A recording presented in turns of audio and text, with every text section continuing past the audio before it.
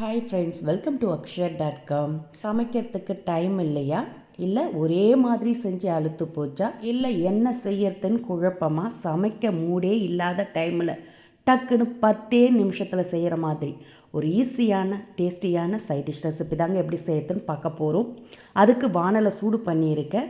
அதில் 2 டீஸ்பூன் அளவுக்கு எண்ணெய் ஊற்றிக்கங்க. எண்ணெய் சூடானதும் 1/4 டீஸ்பூன் வெந்தயம், 1/2 டீஸ்பூன் ஜீரகம் சேர்த்துக்கங்க. இப்போ ஜீரகம் வெந்தயம் நல்லா பொரிஞ்சு வந்ததும் இதோட 4 பெரிய சைஸ் வெங்காயத்தை சன்னமாக கட் பண்ணி சேர்த்துக்கங்க. கொஞ்சம் பெருசாகவே கூட கட் பண்ணி சேர்த்துக்கலாம். சேர்த்துட்டு இதோட ஒரு கட்டி பூண்டை உரித்து சேர்த்துக்கங்க. சேர்த்துட்டு இதோட ஃப்ரெஷ்ஷான கருவேப்பிலை ஒரு கைப்பிடி அளவுக்கு சேர்த்துட்டு நல்லா வதக்கிக்கங்க. வதக்க பார்த்தே இதுக்கு தேவையான அளவு உப்பை சேர்த்து வதக்கினீங்கன்னா ஈஸியாக சட்டுனே வதங்கிடும். வதங்கிறதுக்கு அதிக டைம் எடுக்காது. பாருங்கள், வெங்காயம் பூண்டு எல்லாமே நல்லா வதங்கி வந்துடுத்து. இப்போ இதோட சின்ன லெமன் சைஸ் அளவுக்கு புளி, ஓடு நாரெலாம் இல்லாத அளவுக்கு பார்த்துட்டு சேர்த்துக்கங்க. சேர்த்துட்டு இது கூடவே 1 டீஸ்பூன் அளவுக்கு மிளகாய்த்தூள் சேர்த்துக்கங்க. உங்கள் காரத்துக்கேற்ப மிளகாய்த்தூள் கூடவோ குறையவோ சேர்த்துக்கலாம். நான் 1 டீஸ்பூன் அளவுக்கு சேர்த்துருக்கேங்க. கூடவே 1/4 டீஸ்பூன் மஞ்சத்தூள் சேர்த்துக்கங்க. சேர்த்துட்டு இதோட ஒரு கைப்பிடி அளவுக்கு ஃப்ரெஷ்ஷான மல்லித்தழை அலசிட்டு சேர்த்துக்கங்க. சேர்த்து அந்த சூட்லேயே கலந்து விட்டிங்கன்னா மிளகாய்த்தூளோட பச்சை வாசனை போயிடும். இப்போ லைட்டாக கலந்துட்டு அப்படியே ஆற விட்டுடுங்க. அடுப்பு ஆஃப் பண்ணிவிட்டு ஆறின பிறகு இது எல்லாத்தையும் மிக்ஸர் ஜாருக்கு மாற்றிக்கங்க. இப்போ எல்லாத்தையுமே மிக்ஸர் ஜாருக்கு மாற்றிட்டேன். இதில் தண்ணீர்லாம் எதுவுமே சேர்க்க வேண்டியதில்லை. இதை ரொம்ப மைய சட்னி மாதிரி அரைச்சிடாதீங்க.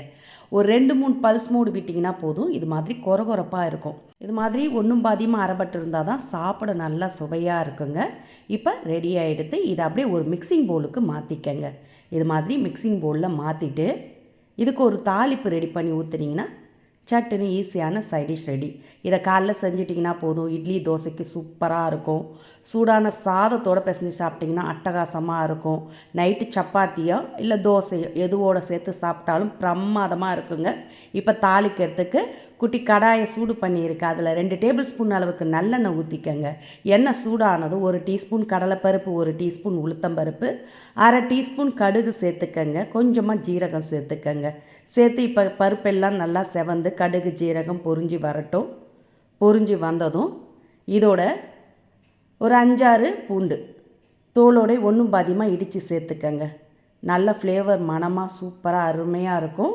இப்போ சேர்த்துட்டு இதோட கொஞ்சம் கருவேப்பிலையும் சேர்த்து அந்த சூட்லேயே பூண்டோட பச்சை வாசனை போனதும் இதை அப்படியே எடுத்து அரைச்சி எடுத்த வெங்காய தொக்குல சேர்த்துக்கங்க. சேர்த்து நல்லா கலந்துட்டு இதை அப்படியே பரிமாறலாம். சூப்பராக அருமையாக இருக்குங்க. சூடான சாதத்தோடு பிசைஞ்சு சாப்பிட்டாலும் போதும். இதுக்கு சைட் டிஷ்லாம் வேறு எதுவுமே தேவையில்லை. அப்பளம் இருந்து ஒன்று தொட்டு சாப்பிட்டாலும் நல்லாயிருக்கும். அப்படியே சாப்பிட்டாலும் நல்லாயிருக்கும். நைட்டு சப்பாத்தி கோதுமை தோசைக்கெல்லாம் பிரமாதமாக இருக்குங்க. வீட்டில் காய்கறிலாம் எதுவும் இல்லாத டைமில் வெறும் வெங்காயத்தை மட்டுமே வச்சு நல்ல காரசாரமான இந்த ஈஸியான வெங்காயத்தொக்கு ரெசிப்பியை நீங்களும் இதே மாதிரி இதே அளவுகளோட சிம்பிளாக செஞ்சு வச்சுட்டு போங்க.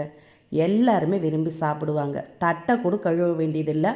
அவ்வளோ சூப்பராக அருமையாக இருக்கும். இந்த ரெசிபி பிடிச்சிருந்துன்னா கண்டிப்பாக ட்ரை பண்ணி பாருங்கள். ட்ரை பண்ணி பார்த்துட்டு உங்களோட கருத்துக்களை கமெண்டில் தெரிவிங்க. மறக்காமல் இந்த வீடியோவுக்கு ஒரு லைக் கொடுங்க. ஃப்ரெண்ட்ஸ் அண்ட் ரிலேட்டிவோட இந்த வீடியோவை நிறைய ஷேர் பண்ணுங்கள். மீண்டும் இது மாதிரி சிம்பிளான புதிய வீடியோவில் நாளை சந்திக்கலாம். நன்றி, வணக்கம்.